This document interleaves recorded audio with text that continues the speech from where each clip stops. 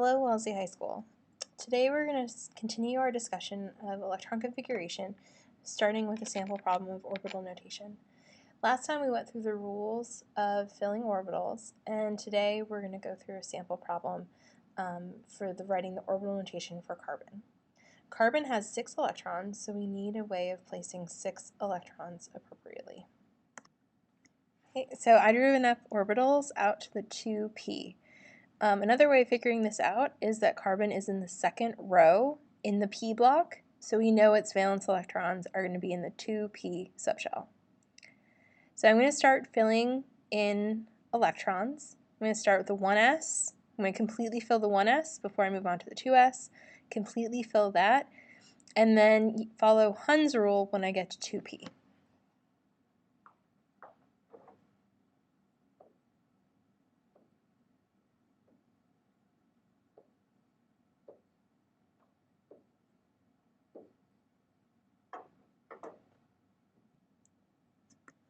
So notice that the electrons in the 2p subshell are spread out, okay? And notice that I also drew all 3 orbitals for the 2p subshell. Remember that the p's come in sets of 3, so every single time you have a p subshell, you have to draw the 3 orbitals, okay? Orbital notation is a little bit time-consuming, takes up a lot of space. So chemists like shorthand. Okay, so the next thing that we do is we express the same information in a slightly different way. Okay, so we use exponents to represent the number of electrons in each subshell. Okay, so I'm going to write out the electron configuration for carbon. Okay, so the electron configuration is in blue. It's written 1s2, 2s2, 2p2. So again, the superscripts, so the numbers up above represent how many electrons are in each subshell. Okay, and you do read it 1s2, 2s2, 2p2. Okay. The last way that chemists have of shortening this process is called noble gas configuration. Basically, you find the nearest noble gas that has fewer electrons in your element. Okay, so for carbon, that would be helium. Okay, helium has 2 electrons.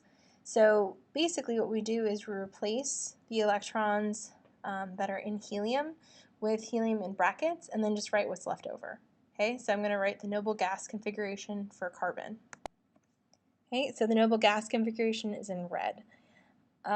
This one didn't really save us too much time or effort in writing, but as atoms get bigger, it becomes easier and easier to just replace a chunk of their electrons with the nearest noble gas. Okay, so we'll do another example on the next slide. All right, these are the 3 ways we have of writing electron configurations. So we have orbital notation, where we draw the lines and arrows, or boxes and arrows. We have the full electron configuration, which is in blue, okay, where you start with 1s2, 2s2, blah, blah, blah. And then we have noble gas configuration, which is the shortest way we have, okay, which is in red. Let's try another example of each of these, looking at a more complicated atom. Alright, so here's our sample problem. We're tasked with writing the orbital notation, electron configuration, the full version, and the noble gas configuration for scandium. When you find scandium on the periodic table, it's in the 3D block. Okay, so we know we have to write out orbitals up to the 3D. So I'm going to go ahead and write out the backbone for the orbital notation.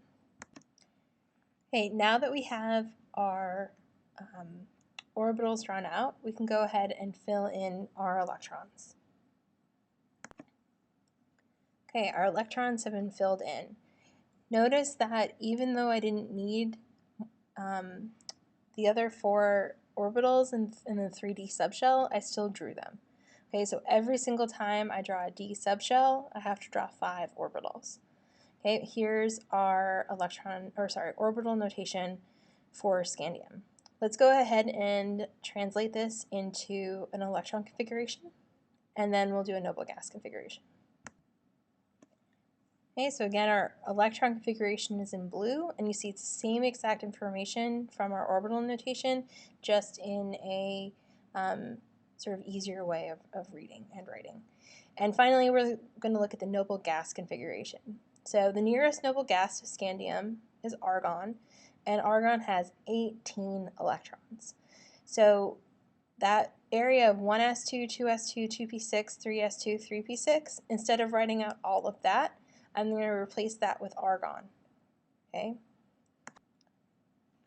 Okay, so our noble gas configuration is now written in red, and again you see argon in brackets, and then 4s2, 3d1.